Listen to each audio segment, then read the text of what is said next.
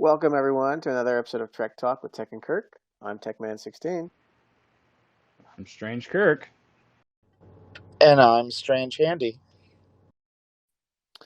Awesome. So let's do a little bit of a recap with what's going on in 34. The war between IMM and Bold/MBD is still going on. I haven't heard any updates on any kind of diplomacy talks. So that's still going. There was another war that brewed out since our last podcast. It involved Dead, Dread, and Phoenix against Mill and AVG. However, that has been temporarily suspended until the Mill Admiral and the Dread Admiral come back from wherever they are and work things out. So that might have lasted for about a day or so, then it simmered down. Speaking of peace agreements, Chef has been on the phone with tons of admirals of his red dot alliances. I don't know them all, but apparently he's had some very positive reactions with parts of the servers, so you can expect him to start hitting a lot less alliances. He and Grazi will come on the show at some point in time to talk about how they got back talking after Chef blocked him at some point. In any case, we're going to pivot away from 34 and meet up with some of our friends from server 12. So I want to say hello to everybody that's here. Byrd from server 12, how you doing? Fine, how are you, man? I'm doing pretty well. Lexie, thank you for joining us. Morning. Jansen's back with us. He hasn't been here since we did the Discovery podcast. Jansen, how you been? Good. How's everyone doing? We're good, man. And finally, last but certainly not least, we have a pirate here, DreadPirateRiker. How you doing, buddy? Creamy blessings to you, sir. God, so formal. All right, guys. So today I want to talk about your server. And what I want to get into is some of your server dynamics, since you guys are technically a different universe and every server is a different universe. So I want everybody to kind of learn about who you guys are, what you have going on, what kind of your rules of engagement are, some of the conflicts you've had, and how you've resolved them. But before we start, I do want to acknowledge a few things. I know a couple of members on your server had either the player pass away or had a relative pass away, and I just want to send out my condolences to, I believe it was DT and Wolf. Is that right, guys? Yes. All right. I hope you guys are doing okay. And it's never fun when somebody leaves us, whether it be the game or real life. So I hope everybody's staying strong for that. Okay. So Lexie was kind enough to give me a breakdown of kind of what's been going on there on server 12. And I'm going to butcher some names, but I want to start off with the territories that you guys have. And according to Lexie, there's two coalitions that I guess don't really like one another. The first one is UFS DT DMJM Borg, Nice CQT and NGO. And then the other one is FUTR SYN AOD ZRO star, another zero, RONN TNZ Hugs, Crit, UFO, and Axe. Did I miss anything? That pretty much sums it up. Okay. So I want to know, what is there a philosophical divide between these two alliances, or are people just like, you're on my team, you're on my team? It really depends on who you talk to, because I think the issue I see is there's a couple of bad seeds on both sides. I'd agree with that. Bad seeds being so Jansen, you're talking about bad seeds just in, are they scattered among the alliances, or are they just part of certain alliances? They're scattered. DT. Oh, future. Wow, Sam. you guys really start name dropping right away, don't you? Oh yeah.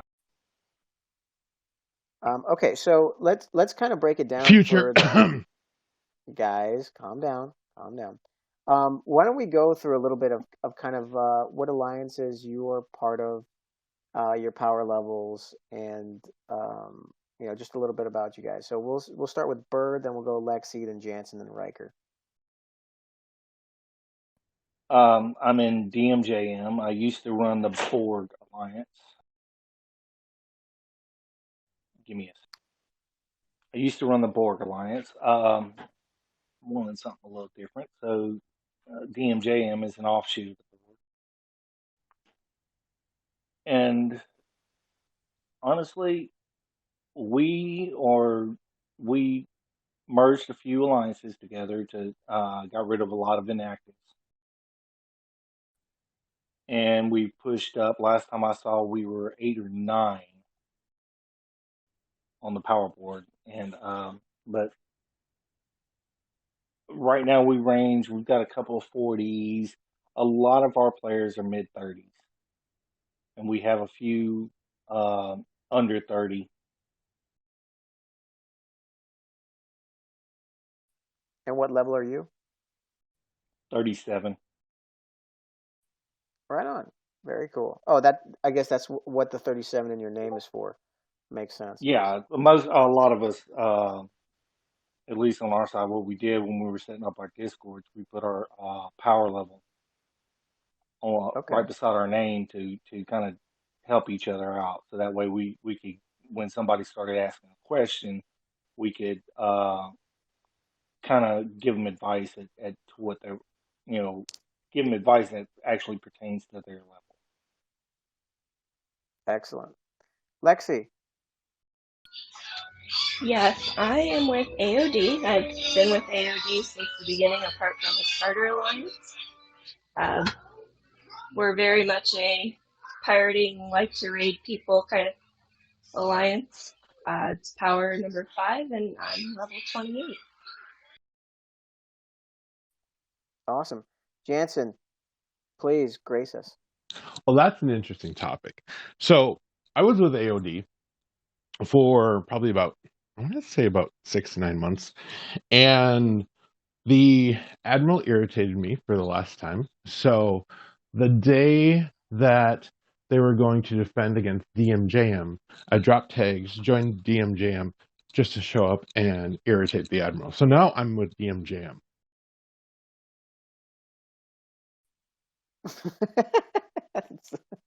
It does sound like you, actually. Totally. This isn't the first time that Jansen's been in alliance with me. We went on a war. It was right after this whole ZRO thing got posted on YouTube. About 2 weeks later, well, it's been a little longer than that. It gave him a little time to kind of cool off. And Jansen sent me a message back when I was Admiral at board. And hey, can I join your alliance? Sure, you know. Well, we ended up going to war over it because ZRO was pissed. And that's funny. All right, so DreadPirateRiker, go ahead. And for those of you that don't know, I think DreadPirateRiker went over to war because somebody called him a pineapple lover. There's more philosophical difference what belongs on pizza and what doesn't, and pineapple needs to be cleansed by fire. Dude, you're a pineapple closet lover, dude. Just come Shut on. up. So level 37, I'm in Star, about 12 million in power. I think Star's like 10, 11, 12 in power overall. I'm not sure right off the top of my head. And I was in Future, had a philosophical difference with them, so I left. Went on a walkabout for a bit, spent some time with Lexie, spent some time with Byrd, and ultimately sat with Star, and I was with Jansen for quite a while. Pirating your way the Yar matey. Handy.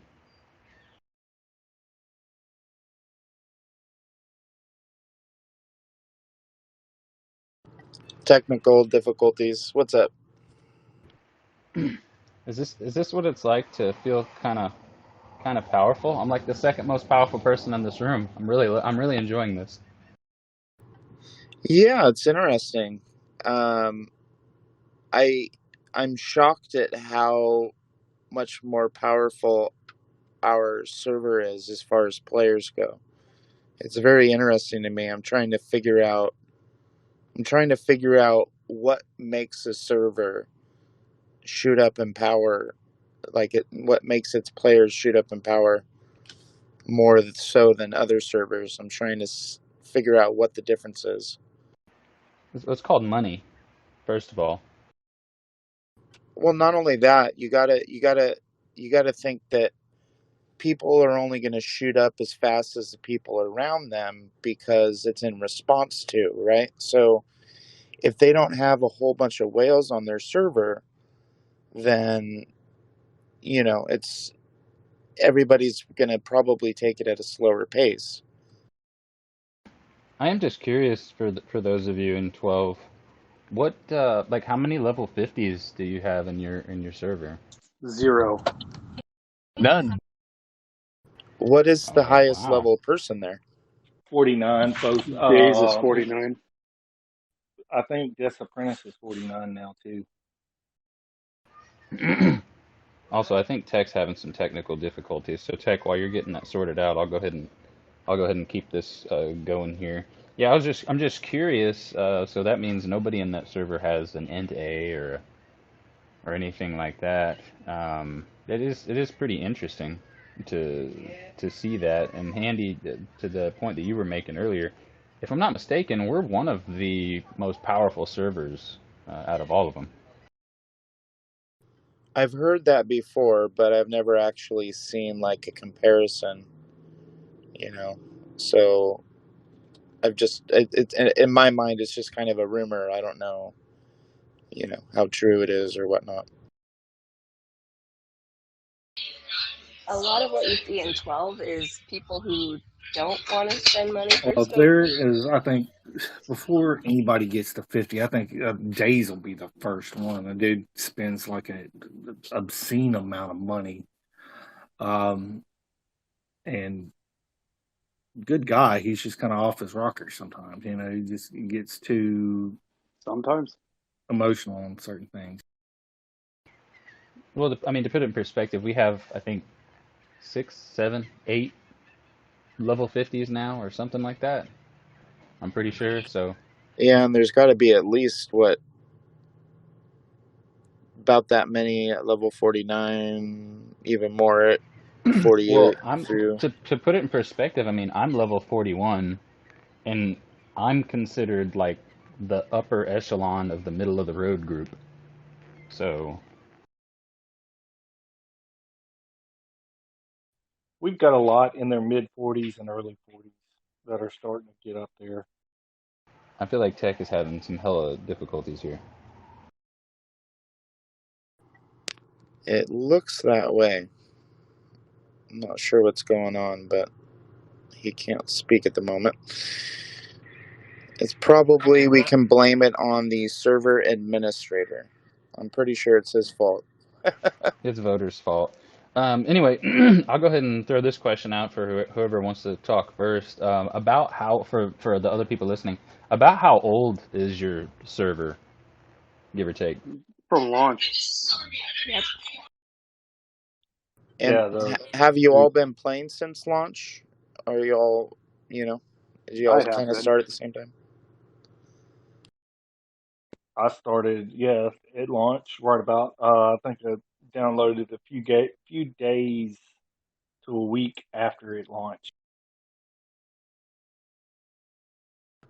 Which must be why you are all on server 12, because I got to assume that the servers in general probably go in some kind of numerical order, right? Scopely math. Well, I mean, unless you talk about, you look at Amergan. I think he's on like 190, and he's been around since like beta days. Well, I think the 190 I think the 190 is a beta server or something, though, right? No, 190 was they merged the first two original servers. That was 190. Oh, okay, Tech, you're back. Go ahead. I know you had a kind of a line of questioning lined up. I was just trying to keep the conversation moving. I actually just joined 2 years ago, so I was about 5 or 6 months behind launch. Cool. So what I wanted to get into was, you guys were having a discussion between level 50s and between the servers and stuff. So the difference aside from Mr. Kirk's correct assessment of money, there's also a difference in your rules of engagement. Now, I've seen enough chats to utilize the same phrase that somebody used, that you guys, or server 12 is called the Care Bear server. And whoever wants to jump in, can you elaborate what your rules of engagement are? Do we have enough time? Before you do anything, you have to file a TPS report. I think just a bare bones kind of, a general rule. Like, for example, like server 34 ROE, OPL, blah blah blah. Just kind of in a term that everybody can understand across the board, no Well, I matter what can server I you're in. can I can speak to it because I generally know what common ROEs are, and ours is very different. Such as there is no hitting warships that are free in open space. There's no hitting Franklins in Franklin space. There's no hitting Vidars in Borg space. Those are all sitting at protected amounts. If a warship is holding a node, you have to send a warning. 30 minutes later, you can blow it up. You cannot blow it up before any of that. Lexie is the ROE expert, but we have put in a lot of protections, which I firmly believe has restricted the competition and restricted the spending on our server. I can't help but agree with you. Honestly, 30 minutes to wait to blow somebody up that's sitting on a node, hogging a node. I mean, Jesus, look. You don't want to know the amount of discussion it took to get to that. Why? Because people wanted to protect warships on nodes. People just Exactly. don't like it. People don't like their ships getting blown up, and but to a this is a point. It got. PvP game. Do they not understand that?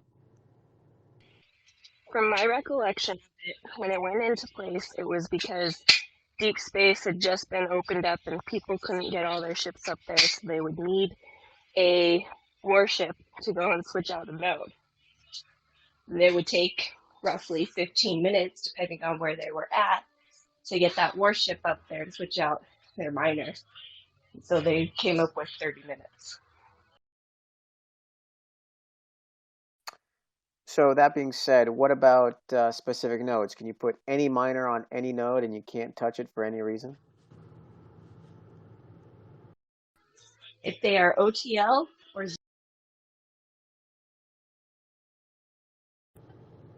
We lost you there.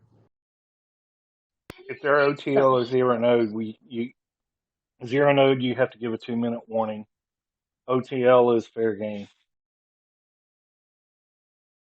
But you can use any ship, right? So, for example, I could take a Botany Bay with a PvP crew and put it on a G3 node and let it go, right?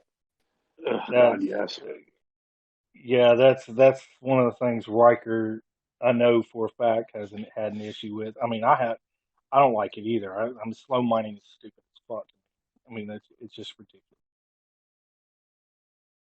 Excuse me, Frank. Yeah, we've actually put rules in place against slow mining. If somebody's blatantly hogging a node and slow mining it just so when they wake up in the morning it's still theirs and it never went, OPL, then we've basically allowed people to go ahead and kill those people. I mean, we let people get hit OPL in deep space now. So I mean, Well, I guess their thought process to it, and Jansen and Lexie, you can pop in on this. The thought process was to supposedly allow the lower level players to be able to get enough material so they could. Yeah, I mean, so we have we have a lot of people that don't spend on the game, and that whole PvP part is great if you're massive spending on the game and you have those repairs and you have those resources. So a lot of this, I mean, as it came down to the discussion and a vote. We just have a lot of farmers on our server, but that discussion has really dwindled down with territory space, because within territory space, an alliance can do whatever it wants with its nodes.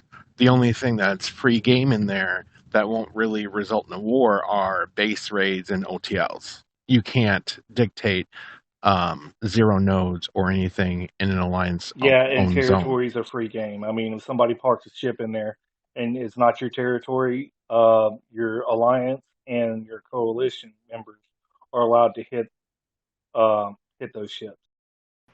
That's pretty. I feel like that's pretty universal. Just talking to people from other servers as well. We do the same thing. I mean, we'll do a lot of people OPL hunt, but yeah, you can't hit anybody on a zero node because there's no point because you can't take it. If you show up, no matter what the ship is, even if you're just scouting around for whatever reason, we'll blow you up. So I feel like that's pretty universal in TC. We had a guy, Death's Apprentice, pull that crap, the 2 minute warning crap, zero node, on our server. And boy, it pissed me off. But of course, he got out of it. Who claimed our rules were not clear enough. Wait, so just for my verification, he did the 2 minute warning on the zero nodes in territory space, or what? Yes. In territory space. We've had to iron those out, because in the beginning people were doing that, and saying, oh, it's not row, or it's not against row to clear a zero node, but since you can't get it anyway, it's just It was blowing up shit for specifically. no reason. It was well. It was not specifically. That's how he got around it, because it wasn't specifically in there. But the way we put it, castle rules do not apply to are separate, is a separate rule set compared to our outside ROE that pertains to regular space. I like that term. I'm going to And steal it, Byrd. I'm going to steal that term. Castle rules. Bitch, my castle, my rules, get the fuck out. It's stated that it supersedes all other ROE when in the territory. All right, and then Jansen, I know you did some rules, but there was this one rule that I'm sure DreadPirateRiker is just gonna roll his eyes. So is Byrd. Is the whole you can't defend your own base rule, and that is if somebody's raiding you, you can only bubble or have somebody else from your alliance or somebody else help defend the base. You can't repair your own ships. You can't play possum. What's up with that? Well, I mean, you can play possum, but once you're bubbled, that raid is over. It had to do, I think, a lot with people trying to skirt around the rules. It's those same bad seeds trying to. It would happen where a base would be in a system full of nodes. And so those bad seeds would be like, hey, this is my chance to DK every single miner under this tag, or maybe even under this coalition. So our rules don't come out of a place of stupidity. It's just the stupid players are making the rules more confining because they're ass hattery. But yeah, how and does that? Go ahead. I've put something through. Waiting on certain people to get the committees together. But I'm trying to work that back into where you take the ass hattery out of it and allow the player, if he wants to fight, let him fight against them. But we can contain to a certain area of space. But I don't know what that means between, because there are two different points now. There's one where if somebody's raiding you, again, I've done this before where I let somebody who can't one shot me get down to a certain point until they can send their miner in, and then I repair and blow their miner up. I'm assuming that's the point where you either have to bubble or you have to have somebody defend you. But to Jansen's point, I don't understand why you're you call it DK and we call it dry hitting. Why a base in a system where you can kill all the other ships as a base raid? I don't. Can you help me understand that? Well, the So thought process. this is the where's your bubble rule, because there was this particular player who sat in Raider for the longest while, and every time, and he refused the bubble because the guy's on 24/7. So he would, anytime anybody would tap his base, he would take that tag, whoever tapped him, and he would run through Raider and he would blow up every single miner on that tag. People just minding their own business, mining ore. He would go through Raider and he would blow them all up. And so eventually, after this happened probably 3 or 4 times, we had to make this rule where, if if your base gets tagged, you either bubble up or you take the hit. So why would then he would retaliate by DKing or dry hitting ships if his base was tagged? That Yep, doesn't seem every single good. time. Well, I don't get it. Then where's the incentive for him to follow that rule? If that's a rule, well, here, let me ask this: is there a rule against blowing up miners on nodes? Yeah, these were miners that were not over the protected limit, and they were not zero nodes. So it's just people minding their own business. So he's breaking that rule. So why make another rule, to try and keep him from breaking another rule? You're just making a rule to keep him from breaking another rule he's already breaking. So what's to keep him from breaking both rules? Basically, the welcome to entire server. the entire server putting them on KOS. What I mean is the second rule wasn't needed. That's all. So, like what Handy's saying, like he's already dry hitting people, which is a rule violation, right? So at this point, I'm kind of curious as to like, to me, Okay. I'm I looking at see. it like if I if I step on somebody's foot, then people are like banning all shoes. Like I know it sounds extreme, but it's like it is extreme in my opinion, and I think in our opinion, it's kind of it seems a little wonky to us. This comes back from early in the server day. Um, some alliances had their own ROE where if we're defending a base, that means Lost you again. some Too people many were. pineapples clogging the connection. Some people know it's this whole push to talk crap. Some people were clearing out that they believe we're using the nodes to hide their miners to raid the base. So that's where part of that comes from. We clear out the whole system of certain tags, the rating Okay, tag. that makes a lot more sense than So essentially, a particular alliance is raiding a base, and they'll run and sit on a node and say, "Oh, you can't touch me." Pretty much, and I mean Yeah. they'd sit and wait basically their turn or wait for the bubble to drop. Well, I would argue that they're the way we do it on our server is we call those people, they're part of an active raid. So if they come into the system, hop on a node right next to the base, and then as soon as it's their turn, they go in for a scoop off the node, that doesn't mean they're protected when they're on the node. It's very obvious to everybody that they're part of a raid. So that being said, they're okay to kill, even if they're on a node. so basically Not on 12. what was happening was people would basically be lying assholes. They would sit on the node, and then when they'd get blown up, knowing that they were a part of a raid, they would play stupid and be like, "Oh, I was just mining. What are you doing?" Bingo. Yeah. Okay, it still to me it still seems pretty extreme, but I can follow that logic, and I can definitely understand why that was the case. Yeah, we had that happen. We've had that happen, and then some people whined about it, and but we just kind of called them out on it, and we're like, I guess don't mine in systems that your teammates might raid in. I don't know what to tell you. Sorry for you. Well, it's Now, just it's the simple thing. If your alliance is actively raiding a base in a system, and you're anywhere near that base, you're going to get blown up. It's just that simple. And as soon as somebody complains about it, we just let them know, hey, there was an active raid right next to you. That's why you got blown up. And if they don't understand that, then they're just being an asshole. So that certain player, did he restrict blowing ships up in the system, or did he spill outside to other systems? No, it's just that system.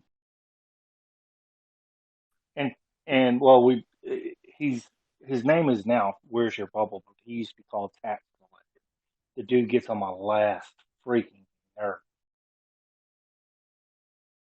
mainly because I've had to deal with him. I gotta say, I gotta agree with that dude, to be totally honest. I still, like, I understand the logic and I understand why you guys made those rules the way you did, but I still agree that it's going a little too far with the rules. The more rules you create, the more complication, the more you create opportunities for arguments with the more rules you have. I can see both. I can see both sides of it, to be perfectly honest. Also, side note, Lexie, you have like some really, really hecka background noise going on there. Server 12 all went to the Johnny Cochran School of Law. Oh, It Jesus. sounds like Yeah, it. that's the truth. If Man, the they minor get does those. not fit, you must acquit. This is Chewbacca. Chewbacca come from the planet Kashyyyk. And that player actually will message me from time to time and say, hey, I have a Diplo question. What if this happens? And he's looking for gray spots, it seems, to where he can get around rules.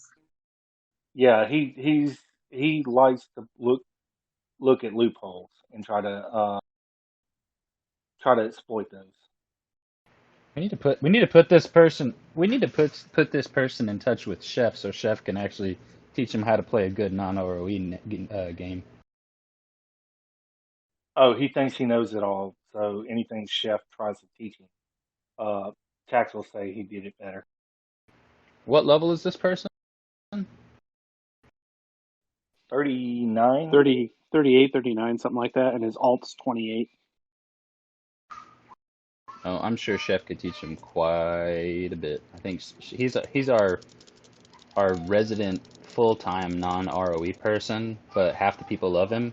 And I think at this point, I don't know, Handy, you may have seen it recently, but I think he's got like an 8 or 9 mil Kelvin or something like that.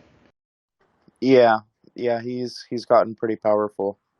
He's definitely a force to be reckoned with. There's not a ton of people that can stand up against him. Well, Tax will never be that guy in terms of people liking him, and that's just being honest. If he tries anything like that, he will get put KOS in a heartbeat, and that's not even within from that's not even coming from the other coalition. I mean, hell, our coalition is ready would do it in a heartbeat.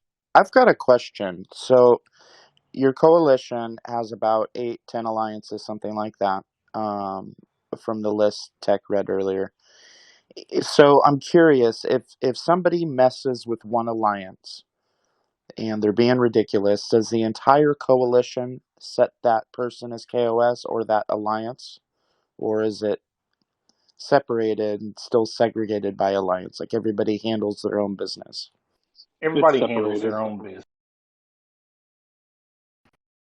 Okay, yeah, that's how we do it too. I was just curious if you may have kind of made a super alliance in a way.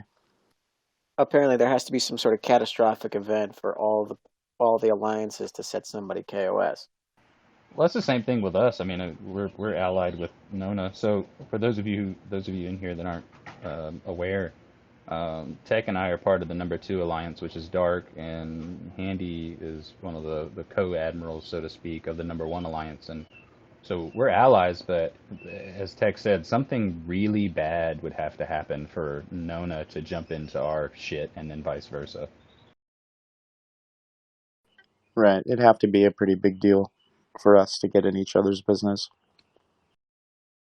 But I will say from the previous podcast that we've done, if you set one player, I mean, say like 8 to 10 alliances set one player KOS, it's going to be hard to stop that one person because that one person is going to have so many targets to hit. It's just going to be nonstop feeding frenzy of just hitting, Well, hitting ships. that's that's probably in any server. I mean, you get these one man alliances. I mean, look, if he's coming around, he's hitting his miners, he's hitting ships or whatever like that. I mean, all you can do is try to track him down. But I mean, what are you really going to do against one player? I mean, here's the facts. This is a very social game, and we all play it for the social aspect. I mean, as far as anybody I've ever talked to has agreed that the reason they're attracted to this game and continue to play it is the social aspect and the friends they've made in the game and whatnot. So for somebody to completely go solo forever is not easy to do for most people, and I think that's what keeps a lot of people from going out of control is knowing that it's going to be a very boring game by themselves. What most are doing that once they get the KOS, there's what 2 alliances that are like their admirals are really completely off their rockers is Palkila and Maverick from 7. SVTH. And that dude, oh God. This dude, don't get me started. Feel I mean, free. I'm getting you started. total crackpot. The dude is nuttier than a fruitcake. How so? We need some examples, some juicy tidbits. Anybody who uses a Romulan ship is a communist. Everybody else is a yellow left Democrat. Let's see what else. What else is on Maverick? Yellow bellied Romulan Ferengi hybrid. I mean, dude claims he's been in Starfleet for 30 years. You're kidding me. No. I got a feeling he's a LARPer. Oh my goodness. I wish we had somebody like that on our server. That would be amazing. I just do. That would be so amazing. Oh God. And he's an admiral. There's people that actually follow him. Yep, yeah. I would put follow in quotation marks though. How many people are in his alliance, and where's his power ranking as far as alliance level? And they're not very high. I want to say they're maybe 25th or something like that. Their power level's pretty minimal. Handy, I feel like I want to be able to have like a day pass from Scopely where we can just port over into this server and just start messing with these people that they're talking about. Like I just want to rampage people's TC with my jelly. I know. Oh, I would so love to bring my Newton in there and just go on a rampage or something. That'd be great. I just want to see the Galaxy chat conversation that he would probably have with himself about Romulan Ferengi communists, I guess. Oh, well, we kind of Maverick doesn't get on GC very much anymore. Then private message the guy and be like, all right, tell me your theories about why me using a Klingon ship is as bad as Caitlyn Jenner or something like that. I would literally start a Discord server dedicated to his bullshit, and I would egg him on and copy and paste all of it.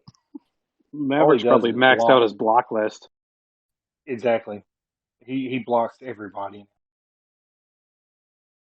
Sounds very lonely. So how many people are in his alliance? 43. 40.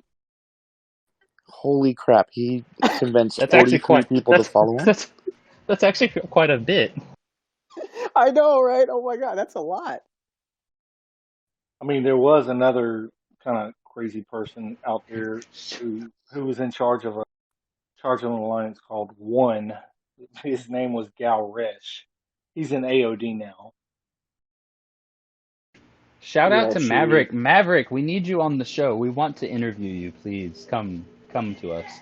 Yes, you should be our next guest. Absolutely. I don't know that Discord can handle that much stupid. No, I think he can handle it just fine. I don't think you realize just how ready it is. Very, very ready. So the other AOD guy, what's his deal? Oh, Galresh, dude's Yeah. just as, in my opinion, he's a little crackpot too. His problem always, everybody else in the server or in the higher alliances were nothing but bullies.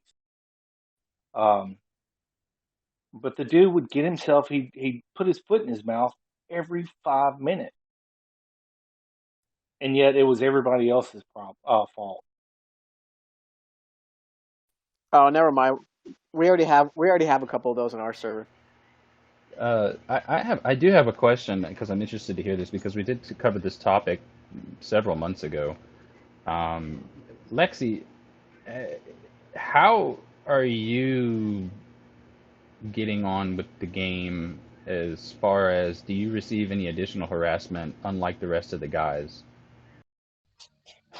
So I feel like I'm not singled out at all.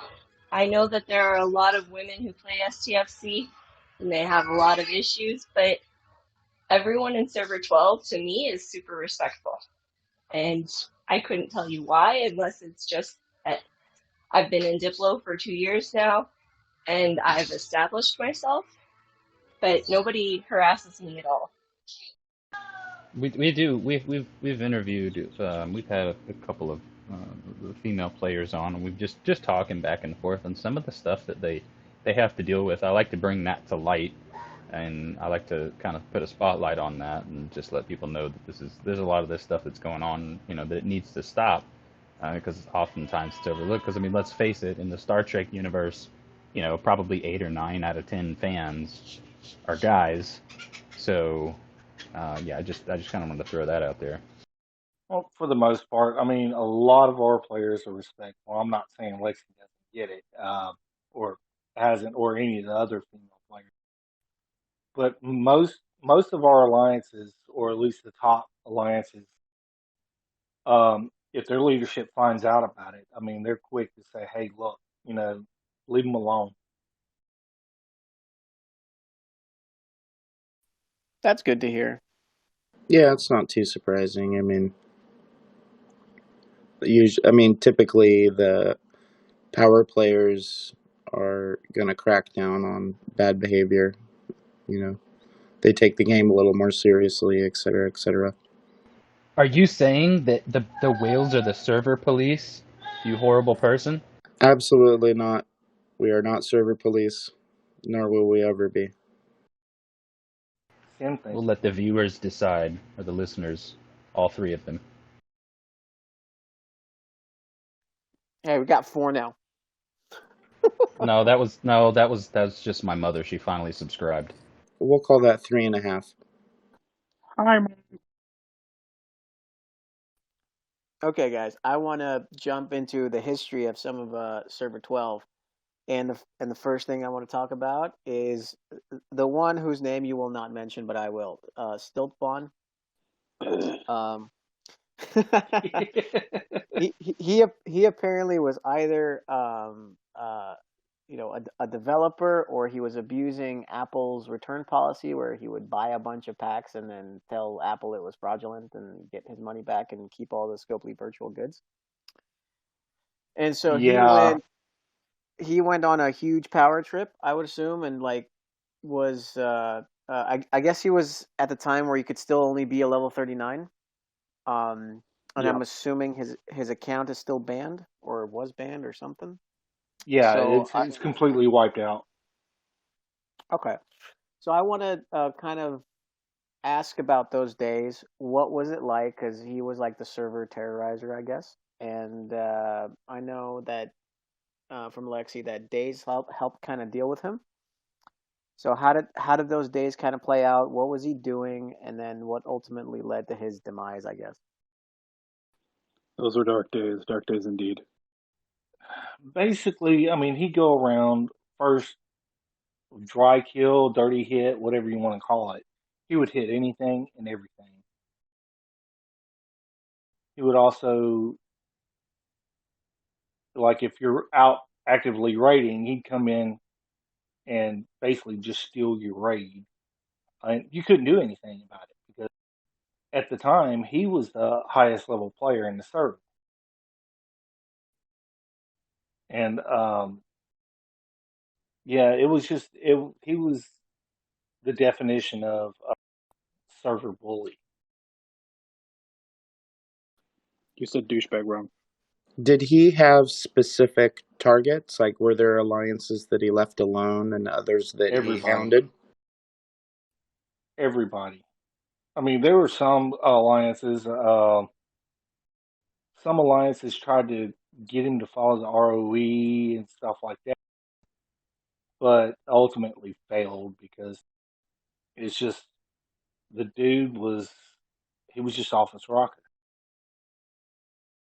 Yeah, it sounds like he just wasn't interested in playing ball with anybody. He just wanted to do his own thing then. Because Yep. Lexie, you told me he went from like level 17 to like 37 and 2 max enterprises in like a week or something. He definitely leveled up quickly. I don't remember if it was 17 because I don't know if I was ever within his range. Back then, I think I was still like level 14. Yeah, his rise in power was meteoric. He went from relatively new, and then he very quickly outpaced pretty much everybody. That was kind of when we noticed days of spending went up too. So your theory about power and spending more money is very accurate. Right, so because of him being in the server, a lot of other people decided to start spending more. At least the people that had the disposable income to do so started shooting up in power to combat him, right? Basically, that's kind of how DT was formed because of Stilbon. They wanted to form a large alliance. I mean, there were other reasons, but they wanted to form a large alliance full of basically, if you call them whales, so to speak, just to deal with Stilbon. Yeah. See, we've had a handful of people like that play their own game.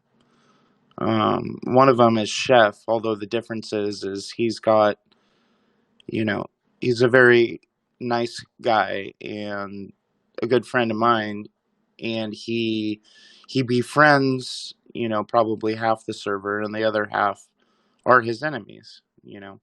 People he doesn't agree with philosophically, or people that have done him wrong. Those are the ones he goes after relentlessly and just blows everybody up, does what he wants. So we have somebody like that, just probably with a few key differences. But it seems like the further our server comes along, the older it gets, the more of these people that are being brought into ROE and are now playing by the rules because they realize, for the most part, they can't play their game in any fashion without getting along with everybody. So what then facilitated kind of his ouster of the server, if you will? He did. He went on a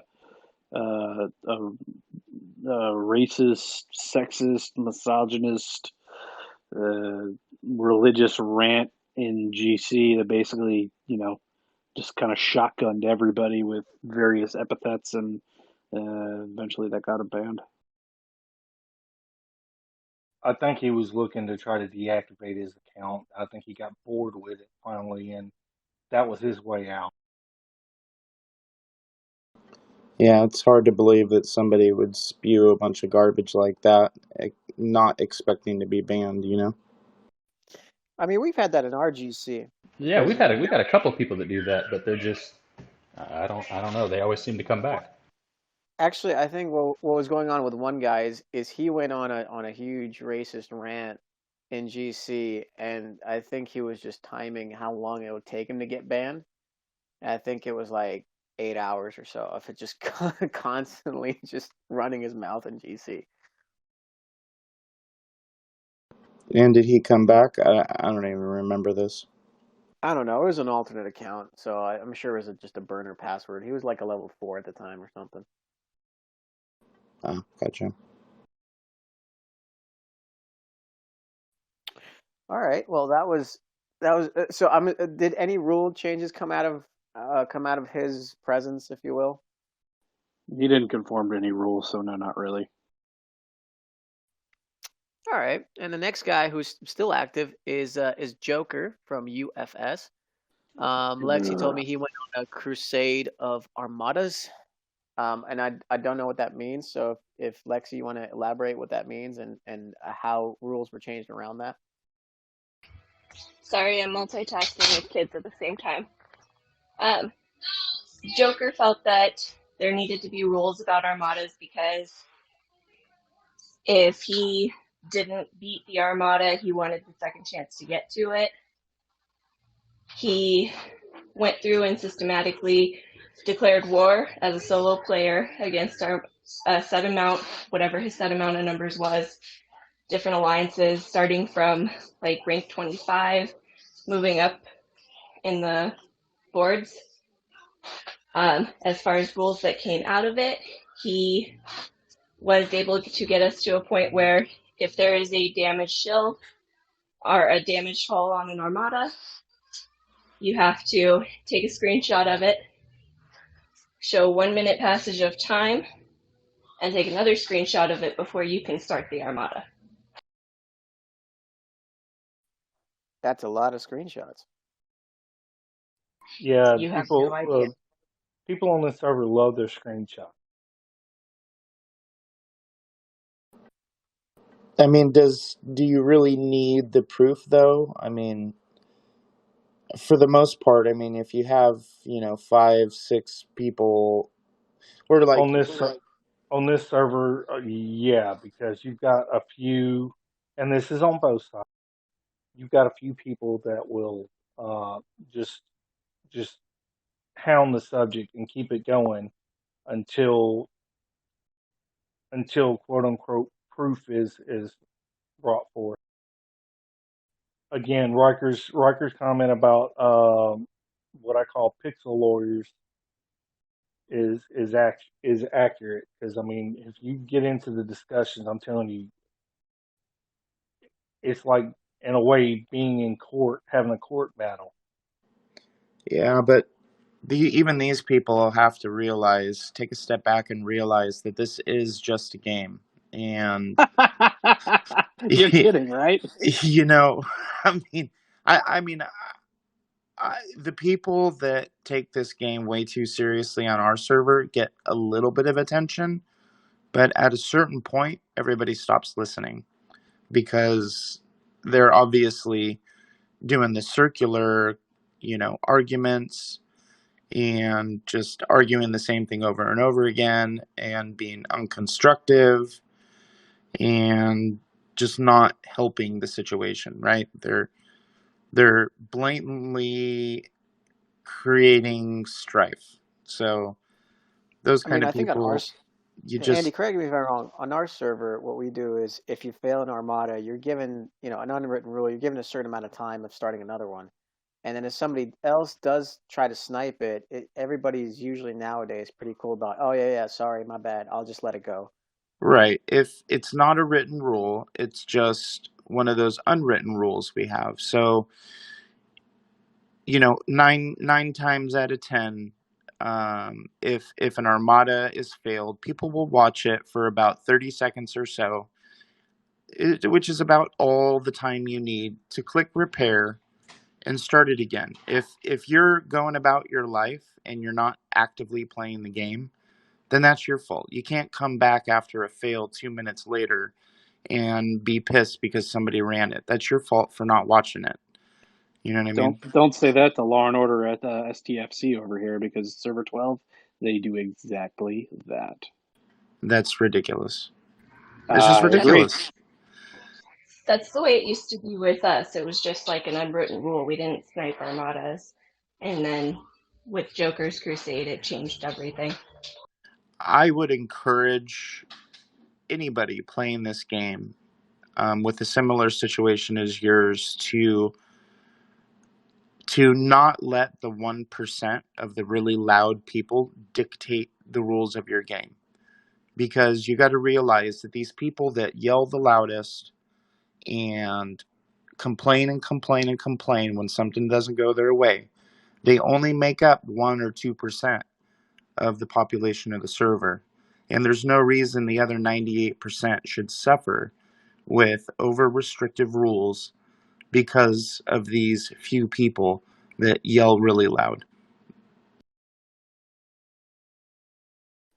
And yet here we are with the Armada rule where you have to screenshot before, screenshot after, screenshot in the middle, send a dick pic, all that fun stuff. Which is ridiculous. I think we can all agree. Even the people that probably wrote that rule, they were just exasperated and were like, fine, we'll make a freaking rule. Shut up. Go away. Yeah, but I mean, in our server, when you look at in our server, I mean, it's something that a lot of people get upset about.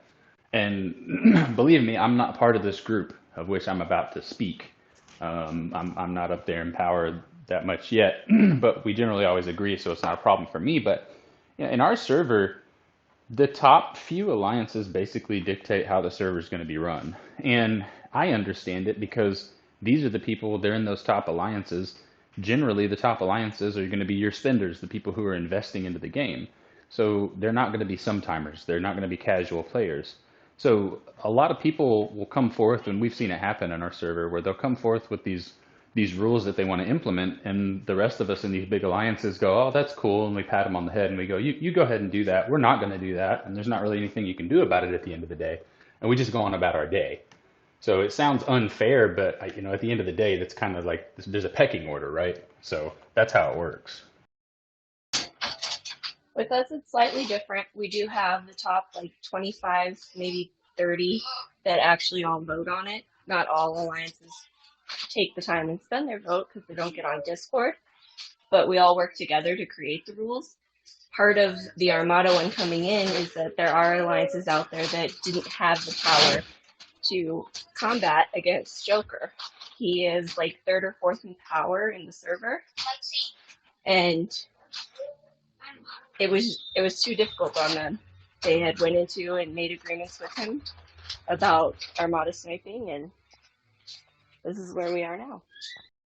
Tech, why do I feel like every time as she's talking about this, I'm just seeing Grand Admiral Key in my brain.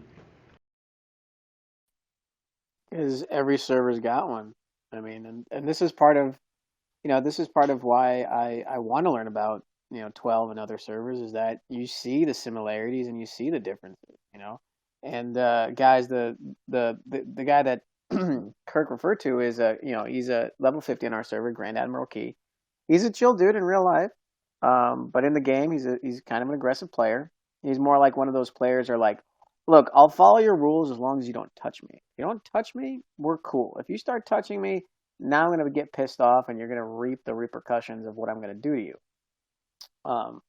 That was his kind of rule. But I mean, it seems that the guys on 12 are more, I want to say, litigious, mainly because there's less spending, so there's less players that could stand up to Joker, if you will. So people have to come together to legislatively, I guess, rein in players instead of forcefully. Whereas on our server, we can have enough dudes where we could call, hey, Chemo and Inko and Key and Handy, hey, let's make sure that this guy knows who he is on the pecking order.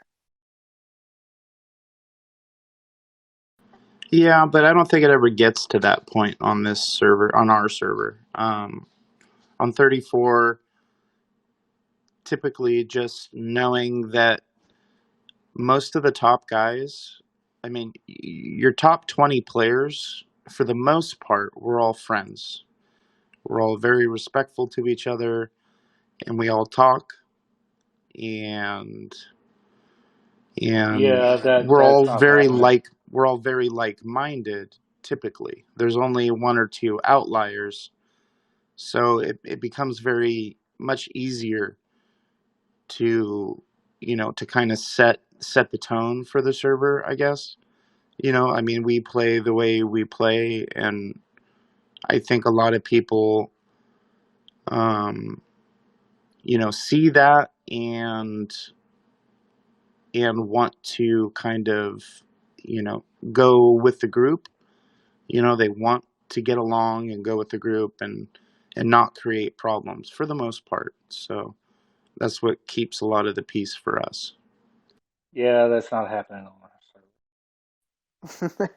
All right, Riker, I want to get into your pineapple crusade against slow mining.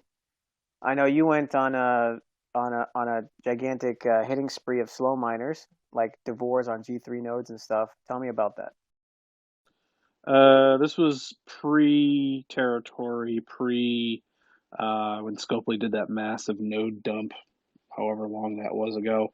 So at the time, nodes were pretty scarce, and people were just sitting on nodes with Devores and BBs with max protect crews, and just sitting on nodes for 8, 10 hours when it's just a massive waste of time and resources just so they could keep the node. And I had enough of it. Litigating through Law and Order STFC didn't go anywhere because everyone was like, "Don't tell me what to play." So I took that same stance and said, "Don't tell me how to play." So I went through and I started whacking slow miners off of nodes. Didn't make a lot of friends. I bet, but I can agree that you were right.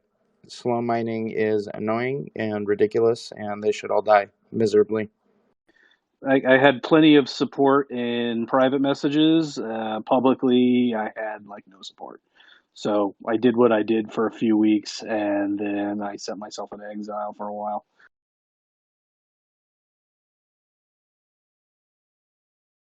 Um, did anything come of it? Like, were you able to change any rules, or were you able to convince a few people to stop slow mining? No. So you still have a bunch of slow miners on your server? Oh god, yeah. At any given time, um, if you look at one system, probably I'd say 25 to 30% of the miners are either BBs or Devores. Yeah, I need a day pass. I need to fix this. I And think anybody from our server will fix that.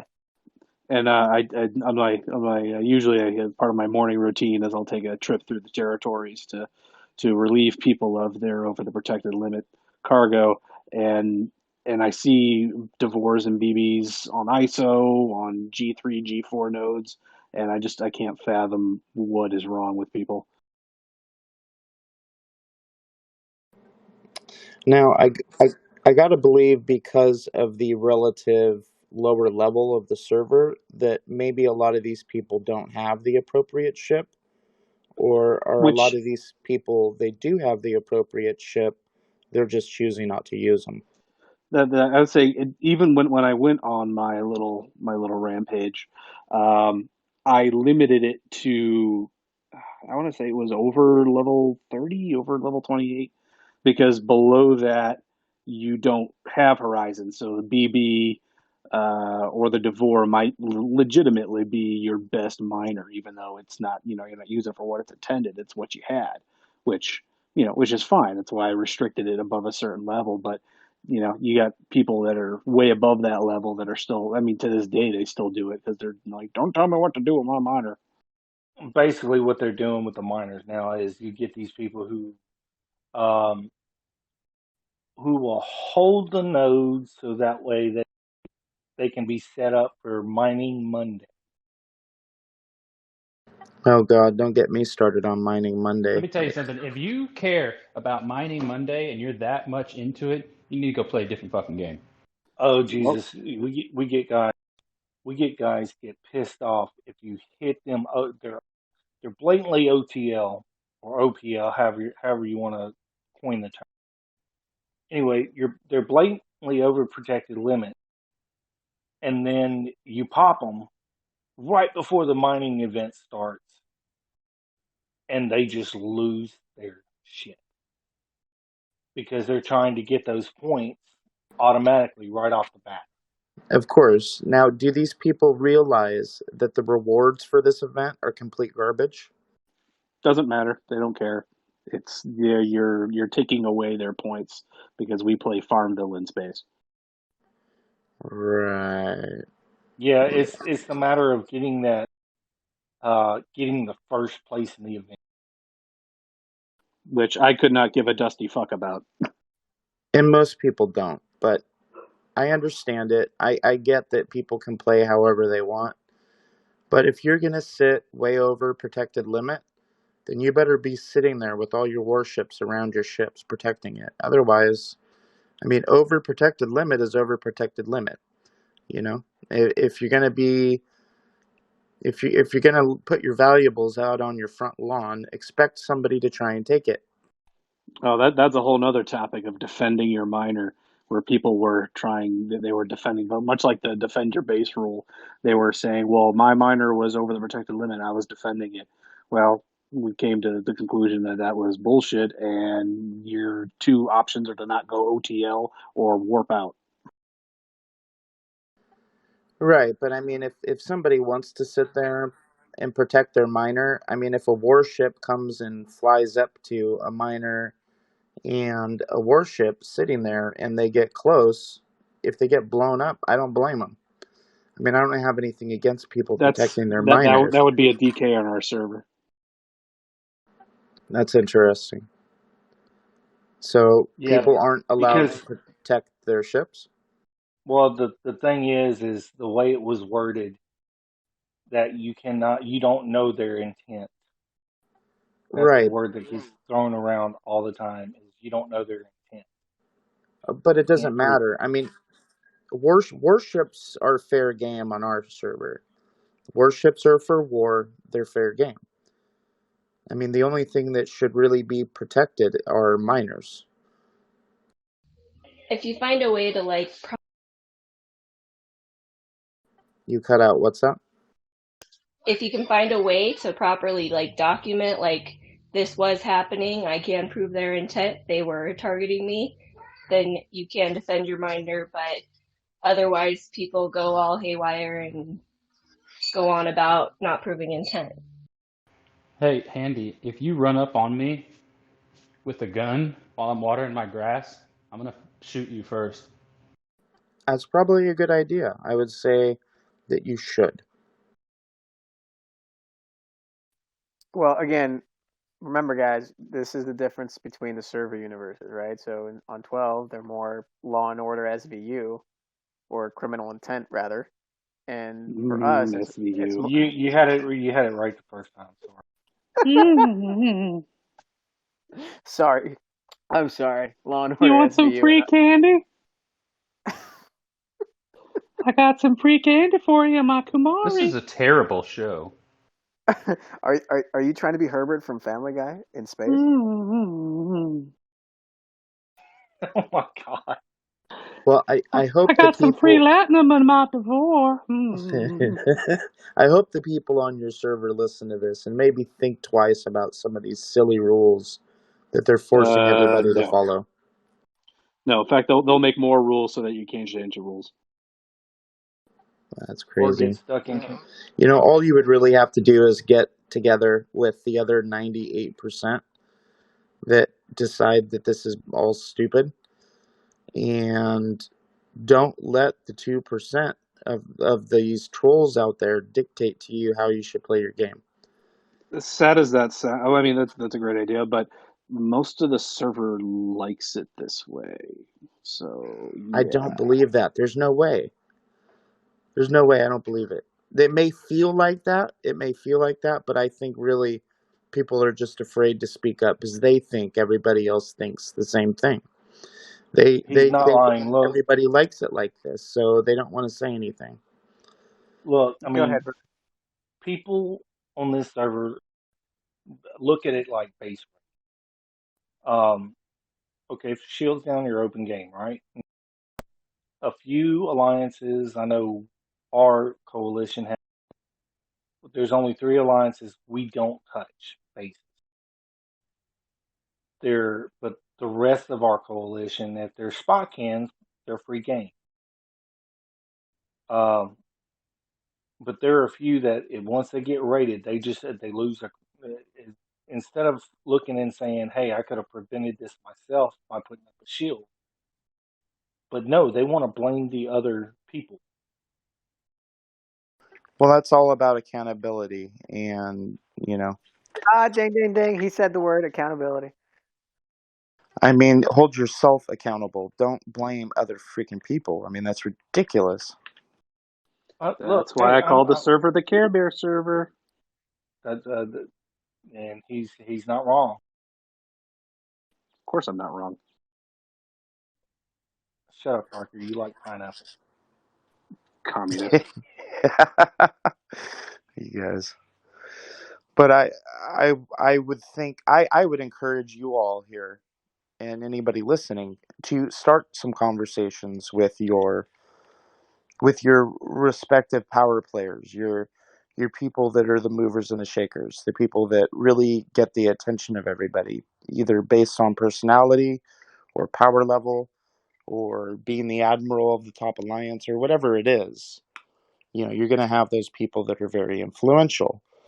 Maybe they're very charismatic. I don't know. But talk to those people and see if they agree with you that a lot of this is ridiculous. And then you just kind of spiderweb out from there and get people of like mind to stand up and say enough is enough.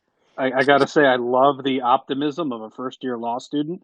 Unfortunately, no, that will not work on this server. Well, where he's coming with this, where he's coming from, and this isn't coming from a place of like, oh, you should do this, and it sounds so easy. We literally did this, not what, maybe 6 months ago, not even. We had a lot of these, there was a lot of rules, and you can't do this, you can't do that, you can't hit this, you can't hit that, and we did open the discussion, and part of that was due to this podcast. We were discussing it and things like that, but so we've been there where we've jettisoned, so to speak, some of these rules. And it was, for us, it was definitely kind of an uphill battle at first, but very quickly people are like, oh, hell yeah, I'm sick of this. And now it's become the norm in a relatively short amount of time. So that's where Handy's coming from. I get it. We trust us. We get it. The thing is you got, let's say DT brings something up. Future or Sin, half the time is like if certain alliance brings something up, they're immediately against it, just on principle. I do understand that. That's why you've got to, I don't know, befriend or, I mean, I don't know about your server, but I would say that every single person in my alliance has good friends in every single other alliance. So when you look at the leadership, the commodores and admirals of the top 25 alliances, all the commodores in my alliance, we all have friends in these different alliances. They may be different people, they may be the same people, but the people that really are the leaders of the alliance, we're all friends with each other. We all have great working relationships. So when we all agree on something, we all chime in and we all talk about it. And then that way the whole server realizes that their own leadership feels the same way. So they can't just dismiss it out of hand. They can't just say, well, blah, blah is just a bunch of jerks. We hate them. So we're not going to listen to anything they say. They can't do that because their own leadership is saying, hey, I agree with them. You say that, but the coalitions, while there are friends on both sides, the coalition's leadership, I think, genuinely do not like each other. So it's and Byrd, you chime in on that because me and Byrd are on opposite sides of the fence. We're friends though, minus the whole pineapple thing, and the leaders don't they don't get along at all. So it's kind of the server's more or less split in half, in my opinion. So you can always Exactly. come on here and air out all the grievances you have here with neutral parties so that everybody can understand, I guess. And multiple other servers can chime in and say what you're doing right or what you're doing wrong, or provide suggestions. But I will Uh, say this about Latin Monday though. Through a happy accident, I'm so glad Scopely really screwed up the mining rates for the Devores, because on our server it made mining Latinum on Monday so much easier, because then you just mine what you need and leave, and you don't need to leave any kind of ship to protect your node, because now any ship other than a Devore on a Lat node will just probably get blown up by somebody. I quite honestly, I don't even bother with mining Latinum on Mondays. I mined my lat for the week yesterday. I'll just hop on G nodes in territory and scoop that up and then be done with it, because it's just one of the worst events out there. Or I mean, you got the Devores. They're protected levels. You put the Spring in there, and hell, I can't go OTL. So I'd go in, mine, just zero out that node, go back, drop it off, go back again. I'm done with my mining. I don't sit there. I'm not going to mine all day just to place in an event. Especially with crappy rewards. If the rewards were good, I could understand it, but otherwise, no. Yeah, I mine my SLB and that's it. Yeah, that's basically it. Lexi, go ahead. Do you want to say something? Oh, I was just saying it was super easy to go and get Latinum, but Byrd just explained exactly what I do all the time, because there's open nodes every time I go and look. And once again, you got about 5% of the people that think, 5% of the people on the server that think it's such a great event. And once again, they're going to yell the loudest when they feel wronged. But would that seem interesting to anybody, to just grab a bunch of people and come on here and then talk about various things that you could improve on your server? Based off of what goes on in Diplo, I think the voice chat might explode. I would see if you can get any of those outspoken people for more rules, more laws. See if you can get them on here. Yeah, it's not that they go out looking to make rules. We started with a pretty basic framework. And I used to be far more involved in Diplo than I am now. Now I just kind of sit back and watch the dumpster fire happen. But the used to be very basic, and every additional rule we made was because of some shithead that decided to go, well, it doesn't specifically say this, so I'm going to go ahead and do that. I mean, we got the Joker rule, we got the Cheers Boy rule, we got rules for every idiot that looks for a loophole. We got the bubble rule that looks for a loophole. So we've had to clarify rules that, quite honestly, didn't require clarification, because if you looked at it with an ounce of common sense, you could figure out exactly what the intent was. But because we're on the Law and Order server, it didn't specifically say this, so now we got to do that, and that's why it's ballooned out of control. But And it is what it is at this we've had point. the same problems here. That's what I'm trying to tell you. The exact same problems. The the only difference here is, I think, oh God, what's that saying about, the good people doing nothing? What's that The saying? only thing it takes for evil to triumph is good men to do nothing. There you go. So I know it's very frustrating, and it's very easy for the good people of the server to just sit back and watch the dumpster fire. Because it gets very old very fast and very frustrating to listen to these people, you know, talk their circular logic. But you got to stay in the conversation. Otherwise, everybody thinks that's the only voice that's out there. And that's why you think everybody on the server feels this way, is because the only people that have the opportunity to talk are the ones lighting the dumpster fire. Well, so what I'll say to that is, as I said earlier, we did have some issues, but the reason where we found where the fundamental flaw was is that we were trying to make sure that everyone was included. And then we finally realized that, well, if 8 out of 10 people say this and 2 out of 10 say this, well, sorry, 2 out of 10, we don't really care because the majority rules.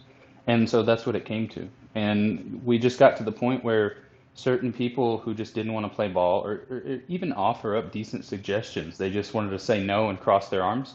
We just didn't care about their play style, and we just dropped them, and we don't care.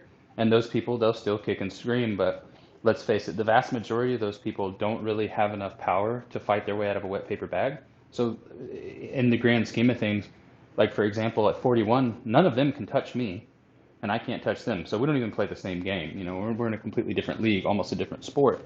And I think that's what happened was once we realized that pretty much the vast majority, I would say 75 to 80% of the people were on board. The other people, we just kind of said, hey, you know, you're not really willing to even discuss this. You're just kicking and screaming, so we don't really care what you have to say. And I mean, some of these people were even ejected from our diplomacy server, just because they weren't willing to offer suggestions, they weren't willing to talk about it. They just wanted to keep the status quo. So that's I think where we're coming from. And you know, of course, it seems like this is obviously like some big attack on server 12, and it's not. I think what we're trying to do is drive the point home that we've been in almost that exact position, and that's what we did to get past it. It just required basically disregarding a lot of people's opinions because they weren't contributing anything that was necessary to further the conversation. And so just to kind of drive that point home, it's not that I'm saying like all you guys are stupid. It's just that we have been there and this is what we did. Well, I mean, I know Byrd is stupid personally, but I mean, that's a different topic. Bite me. Actually, one of the biggest things we did recently was a couple of alliances got together and said, all right, no more overprotected cargo in deep space. So it's all fair game now, because it wasn't an ROE, it was just an agreement between the top guys saying, hey, don't hit because our ship Will Oh, never oh, will no, no, no, no, never no. happen. Will never happen on our server. Will we never. had we had something like that. It was the Warp 40 agreement, and it was people at the time. It was way back when Warp 40 was a big deal, and it was everyone could mine Warp 40. You go OTL, nobody touches anybody else. As more and more people got to Warp 40, it was basically you could opt into the agreement or not. So me, for example, I like OTL. I'm a pirate. So I decided I'm not going to opt into the agreement. I don't care about Warp 40 mining. And I was subsequently put on naughty lists for hitting people OTL and Warp 40, and eventually Warp 40 blew up, which I'd like to think I was a good part of that. Yeah, Warp 40 blew up, but I mean, Warp 40 in itself, it ended up causing that was another partial reason why it ended up causing a war. At least with me, Board Zero, was it T3 at the time? TII. Yeah. What I want to say is that for us, it was like, okay, there's a switchover that happens. And so as soon as the switchover happened, regardless of whether you agreed to it or you voted against it, all of a sudden there's no more OPL in deep space anymore, because whoever can reach it will find you. And so the server changed because a few people are like, no, this is stupid now.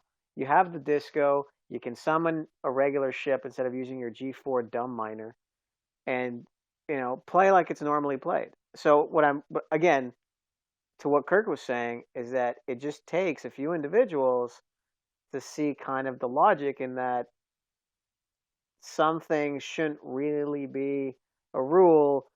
Everybody knows their intent. You're just being a dick trying to get around it. Yeah, but going back to you guys, great for you guys on your deep space agreement. Warp 40 has soured anybody from even trying to any kind of gentleman's agreement like that. And that's probably a good thing. If you don't have any gentlemen's agreements, then at least you don't have anything to worry about. I mean, if overprotected limit is overprotected limit, then you got nothing to worry about. You know what I mean? Everybody understands that if you're overprotected and you get hit, there's nothing to bitch about, right? Oh, they still No, bitch. trust me, they'll Their still find minor, something to bitch about. yeah, you hit their minor, they're gonna bitch, I even had if one they're this. I had overprotected. one this morning while I was relieving people of their cargo in my daily runs. I had somebody. I took 200K G3 ISO from somebody over 3 miners, and he had the nerve to blow up my PMs, wondering, do you even have territory? Why aren't you doing Crucible of shit? Why aren't you doing this? Oh, you're so insignificant. Why do I bother? And yeah, it's like I said, it's our server is not your server, and I'm glad you guys got out of the hole, but there are just too many sticks in the mud, too many Johnny Cochran Juniors. It's not going to happen. You'd be surprised. A lot of these people that may even argue some of these points may actually agree with you that it's ridiculous. But until they're talked to, until they're given the sound logic to chew on, they may not ever come to your side because nobody's ever taken the time to actually try and talk to them. But of course, there has to be some kind of mutual respect there first. Otherwise, like you said earlier, they're just going to dismiss it out of hand and not give you the time of day. And personally, I'd rather waggle the old eggy at them and take their cargo than have any kind of conversation. But I'm more of a chaotic neutral, so there you go. It's there's too much fundamental differences within, especially the top power alliance. It's just some of the alliances, like Future. Future was an offshoot of D, and Sin was born out of the whole Joker deal. So. And the thing is especially on Sin side, I get along with a few more than a few people over the Future side, but the Sin side, SYN by the way, they are those guys have always been the basically the server douches. I mean, I don't have any other words to describe them. Right now. Weren't they used to be Spork, right? I'm having a hard time keeping track. Yes, Sport. Yeah, those are the guys that declared war on me when I went slow miner hitting, and then I said, "Well, that's nice. I'm going to hit you back," and I basically KOS them as much as they KOS me. And they totally their alliance name was SQPR. So the whole server made fun of and just started calling them Sport, like from the Taco Bell. And boy, did they hate that. So, on that note, what was the last major war on your server? Who was it between? How was it started? And how was it resolved? The Joker thing, I think. The major I war was wouldn't the I Joker wouldn't thing. say the Joker thing. I can't even remember the last dust up between two alliances, not this little one man happy horse shit. It had to be like maybe like Future DT or something. Future DT board Sport. That was I guess the last major one right before the Joker thing. How did it start? What was the cause? Was it a dry hit? Well, at the time, Borg was 5 alliances strong. I was Fleet Admiral. DT didn't have an ROE or didn't follow the galactic ROE, so to speak. So they were Future and Sport had an issue with them. So they asked to join us, which made it 6 alliances strong. And then we just basically, we put DT on the ROE, on our ROE at the time, and it just, something happened. Somewhere or another, something happened. And they had an issue with a player, and we told them, hey, prove it. And it fell apart so fast. They declared, well, I don't remember exactly what the circumstances were, but it I blew want to up, say it was and something to do with days, Byrd. I can't remember what exactly either, but it was one of their bigger players. Yeah, Days was involved. I know Days for a fact was involved. But there was some other underlying things that went on as well. It wasn't just Days. Jansen, Plus, welcome back. Do you remember what the last big war on your server was, and why it started, and how it got resolved? I mean, the last big war, oh God, I think it's been a while. I don't think we've had like a server war in a long time. I think the last incident we had was Sniff going on his DK spree and bouncing around to different alliances to get particles, and other teams were like, if he's going to go into your alliance for particles, that defeats the purpose of that whole conflict, and so they were getting pulled into it. But I mean, I keep on hearing Daze's name in a lot of these, and I I rarely talk to Daze. I talk to Daze off and on, especially if I want to ask him some upper level questions. But like today's defense, I really think he's backed away a lot and has allowed their Diplo team to handle like Kevgen and Bundy, um, and in Prague to really handle a lot of those situations. But you're going to hear his name because I think on any server, it's typically the one or two power players. Their names are always pulled into it for whatever reason.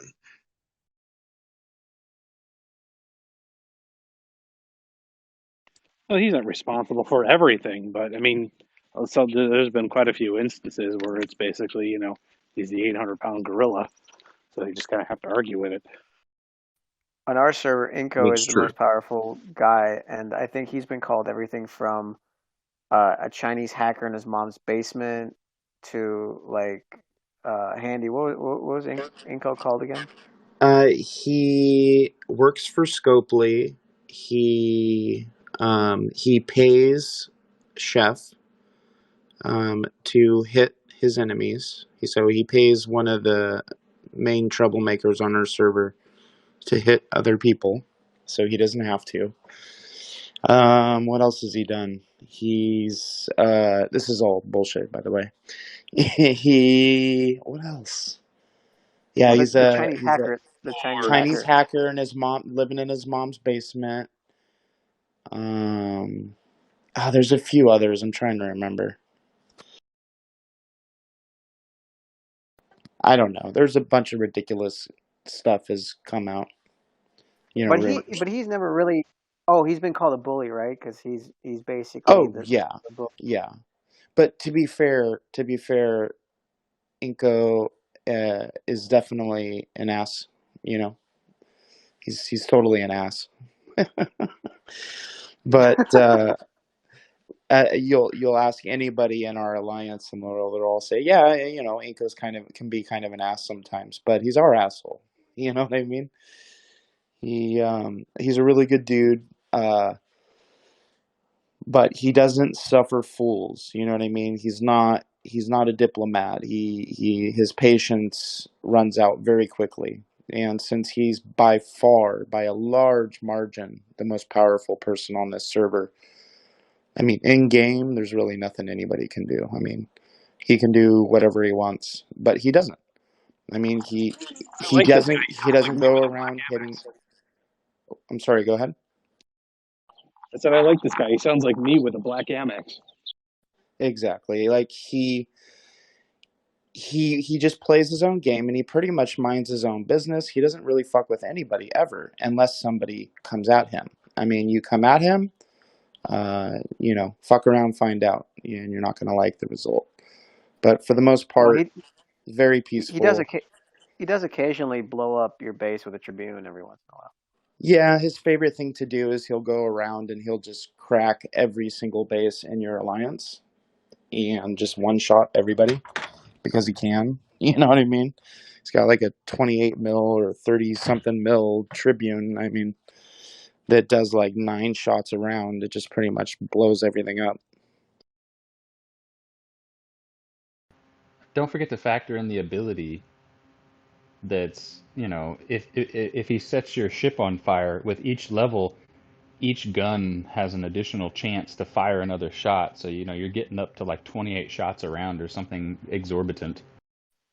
I thought Yeah, it the can get pretty ridiculous. Triton's ability was just that it fires an extra shot per gun, and it fires an extra shot every 2 tiers, I believe.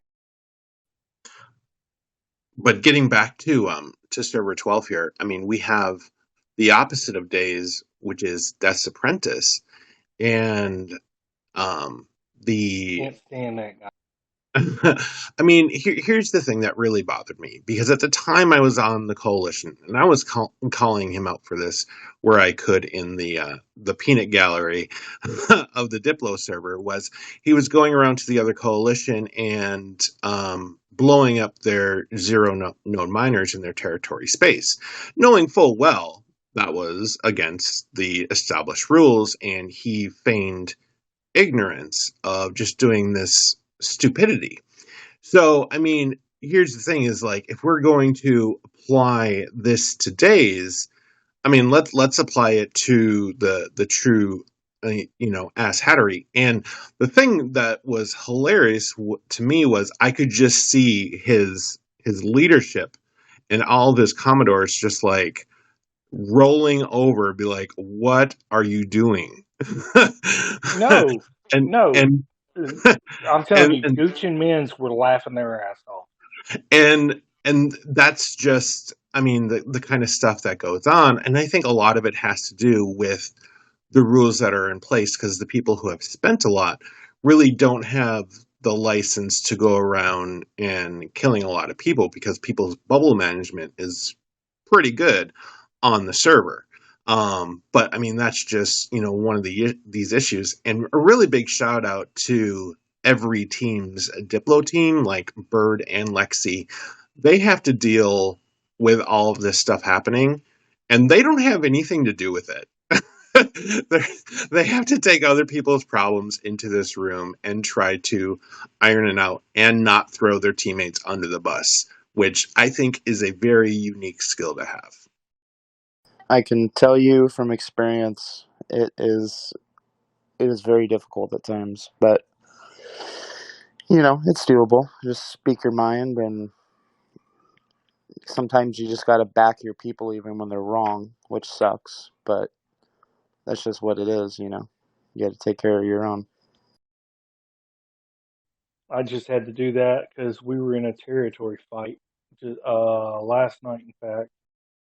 And one of my guys went in the other, a non-territory. I mean, it was in a territory system, but not the one that was uh, up for grabs.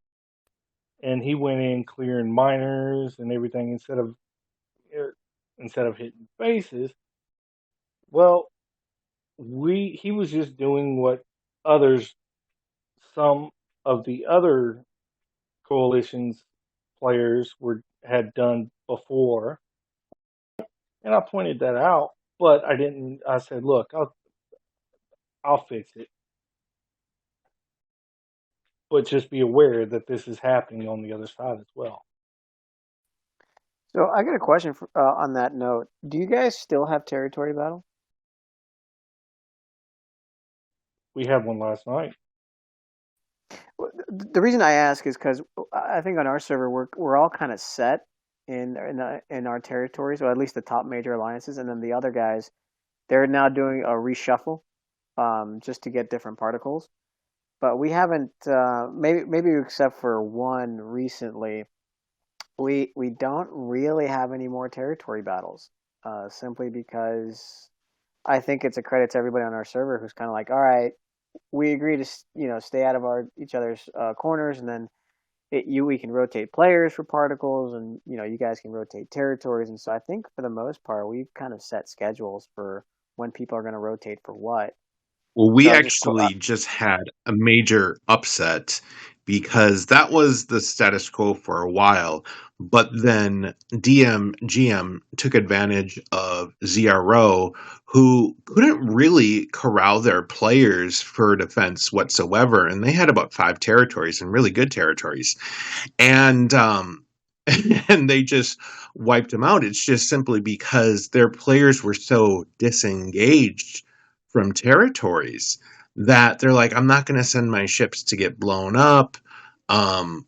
They were mining, they were do like other things. We even saw people like warping out of the system to go to mining nodes outside of territory space while these battles were going on.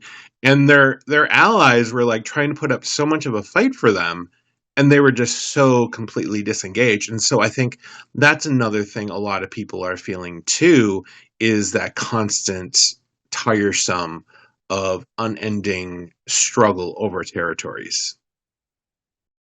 I mean, is there pretty much attacks going on every time there's a takeover? No. Short of last night, our DMJM, ours was the last one that was a major. Well, you had Axe and NGO, but they only have one territory. Ours was the major offensive. I mean, we took all 5 of their territories. That's pretty impressive. Or you just took all their territories like over a course of like a few days. Well, we spread it out a little bit, but yeah, basically. And how many territories did you have when you started? At the time, none. We'd gotten kicked out of our last one. Love you, Byrd. Oh, so that's interesting. So Still a communist. you had literally lost all your territories and just moved to another part of the map and just took somebody else's, basically. Pretty much. Well, good on you. Awesome. I mean, but at the time, at the time though, when we got kicked out of our last one, we started looking internally as to, okay, what's going on here, and that's where we started talking to a couple other alliances who had some players, some active players, and we just started. We took out of 2 different players alliances that just they had some good players, but didn't have a whole lot of activity in there. So we started shuffling around and getting the active players in, and that's basically how we fixed on our end, so that way we could go back and get territories and be able to maintain and keep them. Right. You got to get rid of the people that aren't playing ball. You got to get rid of the people that are just inactive, and you have to have a very cohesive unit and organized in order to be successful in territory capture. Yeah, we had the same thing on our server where SNA was checked out, and all the players were leaving for other alliances, so they lost all their territories. Exactly. Well, Yeah. that's kind of basically what happened to ZRO. They just, especially after they lost territories. Now, a lot of their players are pissed off and saying, we could have never taken it without help. I mean, you're sitting here accusing us of taking your territories with help when you had help to defend your territories, and you It didn't would have show been up. so much worse if we weren't there, the rest of us. Would have been a blowout. The fact is, it doesn't matter how much help you have. If you have more active players with more ships in a territory, you're going to win, regardless of power level. It's just if you can keep your ships alive and you got more of them in the system, you're going to win. We Yeah, had, it's I a mean, numbers game. number 1 and 2 alliance was trying to take something from the number 3 alliance. Actually, I think most maybe number 4 alliance now, but we were throwing everything we had at it, and they were still able to hold on to it and hold on to it. And eventually, what happened was they just kind of got bankrupted, and they're smaller players that don't spend money. That's how you do it. The people that don't spend money, you just keep grinding them down, and eventually they run out of speed ups. They run out of latinum. They can't fight anymore. We And also, one thing we did to get the territories we wanted was we went after the allies. So It's probably not a very nice thing, and we know that, but we started going to each active territory capture of all their allies and started blowing up all their ships, even though we weren't actually trying to take the territory. So I will also reveal this. This is a strategy that myself and Red started using initially, and then we started using it, and it really upset people. When you warp out of your base, your ship is free to engage for about 4 seconds. So what we would do is I would park all my big ships right in the cluster, and every time someone tried to warp out a ship, I would blow it up before it could warp. And what we did is we got enough people to do that, and we basically just spawn camped them. So, I don't know if you guys are doing that yet, but you should. I've done that before. You got to get the timing perfect, but it's doable.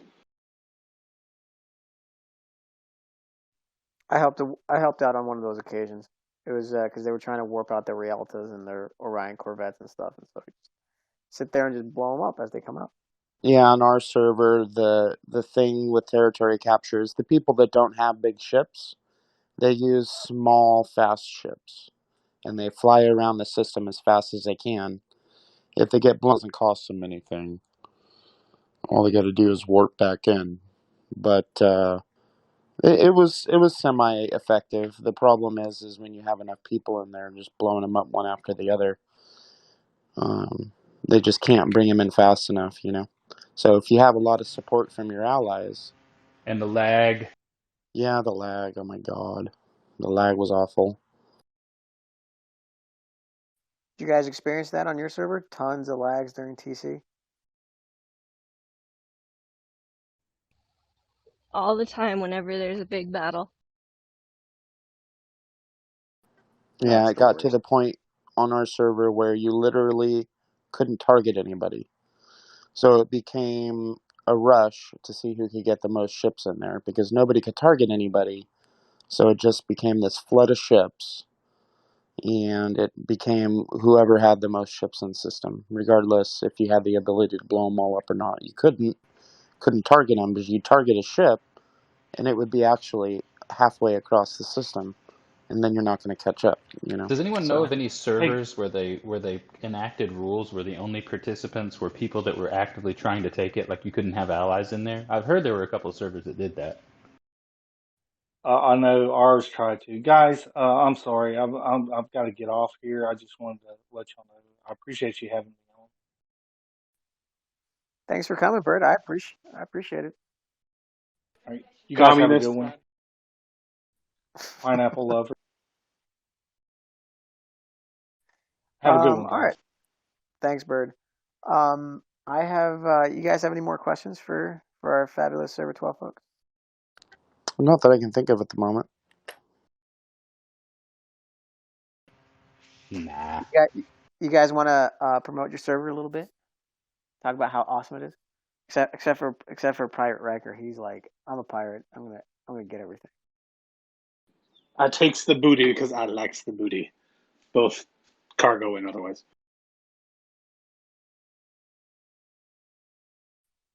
Jansen, are you even playing the game anymore?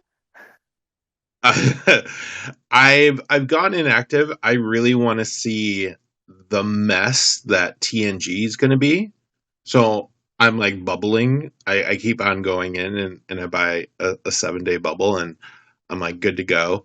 I just really want to see because I'm not the kind of player that can just play a game and do it for free. I like to have fancy stuff, and right now it's Scopely as a company is just God, you sound like Handy. Scopely is evil, evil, evil, evil. I hate them. I'm kind of with Jansen on this one. I was buying the battle pass every month, and it was okay. But this last arc has been an absolute polished turd I without the mean, it's polish. not even this past arc. TOS, the pinnacle of Star Trek, should have been the utmost awesome arc ever. Kirk, Spock, McCoy, all the originals, everyone. How could they do that to them? It was a huge letdown. I have to agree with you. It was awful. I'm so fearful what they're going to do to Picard. Well, I mean, they already mixed TOS with Borg, so I guess they'll mix TNG with I don't know, the Kazon. Can we just admit for a second though that the Franklin A's rewards from the new swarm minerals are actually pretty damn good? That is true. That's the only plus I can see, though. I refuse to admit that. That's awesome. No, nothing they do is good. It's all awful. My man's so against them. He's like, but Scopely fed starving children. Fuck the starving children. That's kind of like what some people are like against Scopely, because it's just I don't know if you pay attention much to DJs anymore, but he's turning into Rev Deuce. He's just pissed off with them. I mean, how can you honestly not be at this point? And I really feel for Scopely's content creators because they're kind of stuck between a rock and a hard place. And I really like DJ's podcast. I think he does an amazing job at it. And the voice for the community he does, I think, is very great considering that he's between a rock and a hard place. But I mean, if any content creator is currently, saying anything positive about what has been coming out, I'm going to call him a shill. I mean, because let's be honest. This has been. You cut out there at the end. Scopely just needs to do a massive course correction with what they're doing. That's just the reality of the situation. Oh, I smell a Jansen video coming on. Come on, Jansen. That sounds like a video topic. Don't you think that has to do with a lot of the fact that Scopely has basically backed themselves into a wall with this basic guarantee that you're going to get a new arc every month? No, absolutely not. Because there are games like I play World of Tanks Blitz. They don't have the stories, they don't have the quests, but they have a new arc every month. The battle pass, and it's $5, and you get 2 tanks and a bunch of missions, and it's great. In mobile gaming generally, that monthly update, that monthly content is consistent across all mobile games. Now, there might be some really minor mobile games that don't do that, but especially if they're doing heavy spending, that monthly content, they really need to get those spenders spending every month. And so I don't think Scopely has put themselves into a corner. My research on Scopely has pointed to the fact that they just drive a game into the ground, which is odd considering they are trying to get this to console. And I'm really curious, which is why I'm still paying attention, is I'm really curious how they're going to do that, considering from the stats they've been releasing, I've been tracking, they've been losing tens of thousands of players every arc. Because that activity that they keep saying, like in the worm armadas, I figured out the worm armadas was based on about 70,000 active players, but the disco content, 100,000 players built discoveries. So based on those few stats that we're actually getting, I'm seeing a trend in decline of active players on the game itself. So I really don't know what their plan is here. I know with The Walking Dead, they drove that into the ground. Looney Tunes, they're driving into the ground. All these other games that they're doing, they're just trying to max monetization as fast as possible, buy another title, do the same thing. So I'm just really curious to see what's going to happen. Oh, Jansen, when did you become so jaded? Where's the plucky, bright-eyed Jansen that we all know and love? Catch me on Star Trek Legends or Star Trek Online. Legends has completely lost me. Dude, I loved Legends. It's super buggy right now, but it's getting better. It's getting better, yeah. They just need new content. Well, the thing is with another Star Trek game, Timelines, every 3 days it's new content, and every 30 days it's a new battle pass. They've had the battle pass before Scopely did for Star Trek, but their game is going strong. They've added like new particles because I think their player base is expanding. As soon as you could get Tuvix, I was out. Well, now correct me. I'm pretty sure that from what it looks like Legends is basically the exact same people as Timelines. It's Tilting Point and that crew, isn't it? It is Tilting Point. I mean, if you play it, the only real big differences that I see are the PvP battles is just turn based, like RPG style. It's basically the Marvel Contest of Champions with a Star Trek skin on it. It's not Contest of Champions. It's Marvel Strike Force. Contest of Champions isn't turn based. But yeah, it's very similar to a couple of different games I play where it's turn based combat, and I think it has great potential. What I love is I don't have to spend a dime on it other than the monthly subscription of $4.99 for the arcade. But when we speak with the developer, they are very forthcoming. They're like, sorry, we don't have an update yet. We're working on it. Here's what's coming up. We've asked them for things. They're listening to us. It's a completely night and day relationship with that developer. And I'm going to go back to Timelines. Look at Timelines. It might not be a great game, but they're putting out new content that, yes, there is spending, but it's not as atrocious as Star Trek Fleet Command there. So I have hope for that game, but we'll see what happens with Fleet Command here.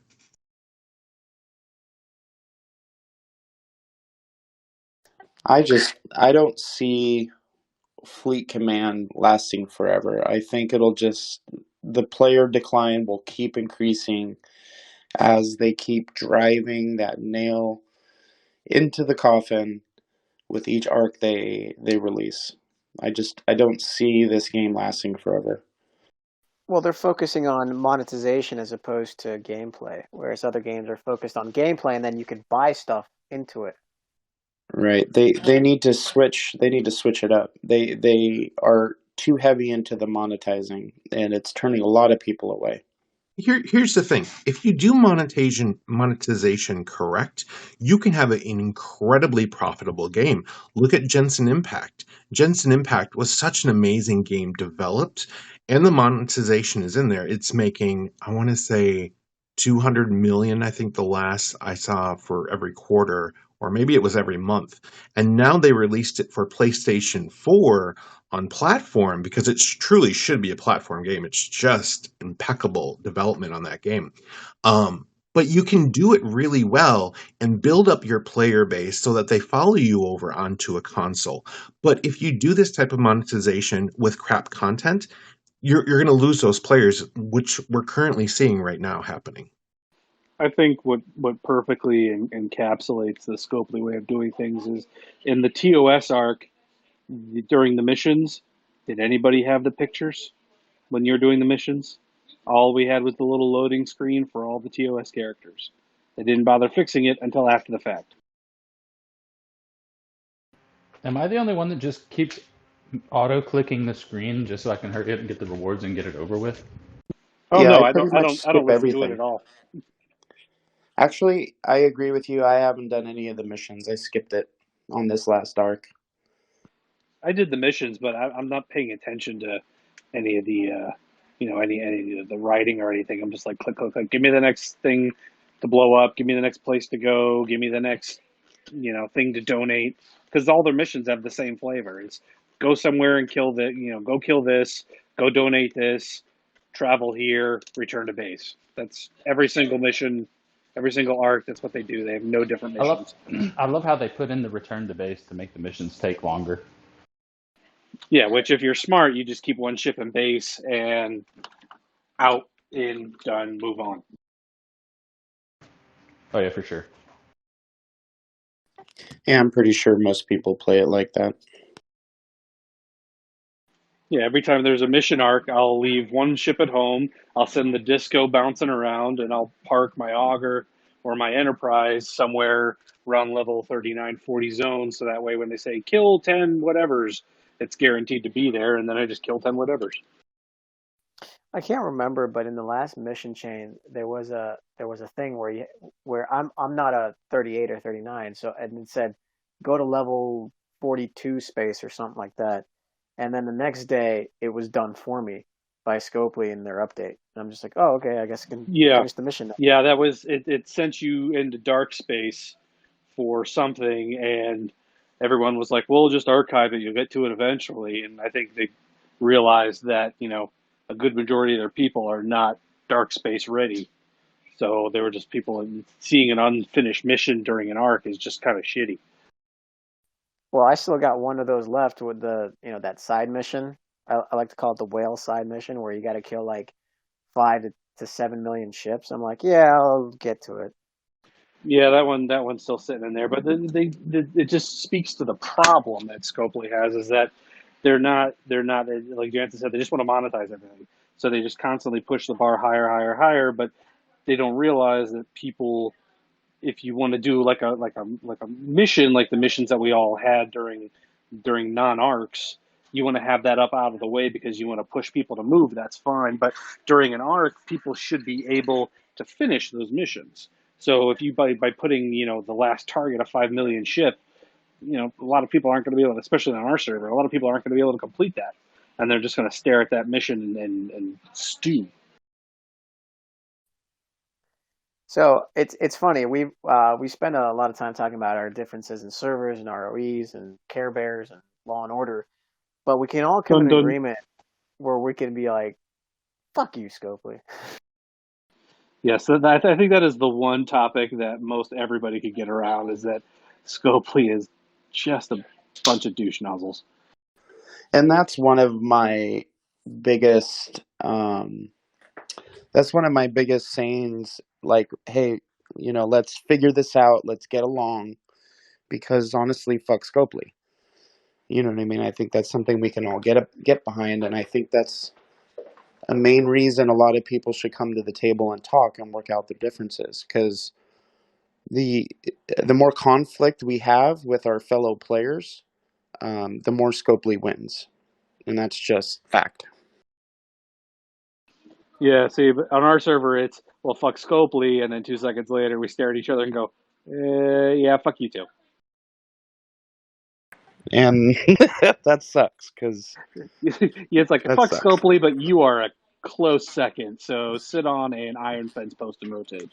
Or for that matter, people are just, their fellow players are what's in front of them, so that's what they're going to focus on. But really, they should be just playing their game and realizing that we're all players in this together, and our common enemy is Scopely. So if there's anything we can do in the game to make each other's lives easier and not have to spend money because we're in some conflict and can't get something done, and you got to spend money just to get through it, I mean, that sucks. So I would encourage people to, you know, come to the table, talk to each other, and don't let Scopely win. Well, I'm giving Scopely the middle finger by not spending a freaking dime for the last 60 days. And I just want to make a really good point here that some people might not be aware.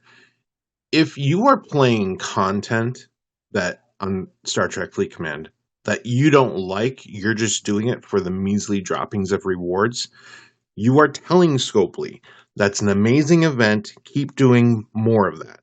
If you don't play that event purposely to send a message to Scopely, they are looking at player adaptation rates for their events and adjusting events based on how many players engage in those. The problem is, so many players are trying to get the scraps that they're willing to deal with the crap content.